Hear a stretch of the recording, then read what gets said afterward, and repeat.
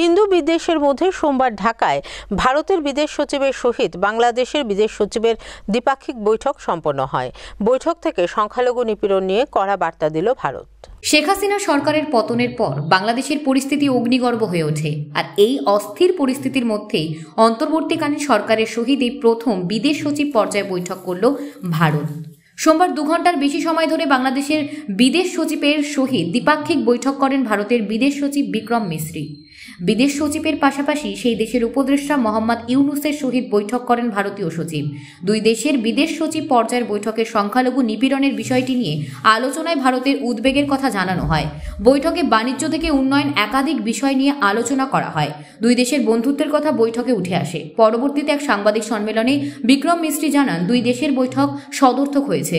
সংস্কৃতি, বাণিজ্য, পারস্পরিক বোঝাপড়া সহ একাধিক ইস্যুতে বর্তমান বাংলাদেশ সরকারের সহিত সহমতের ভিত্তিতে আলোচনা হয়েছে বলে জানান ভারতের বিদেশ সচিব বিক্রম মিশ্রি।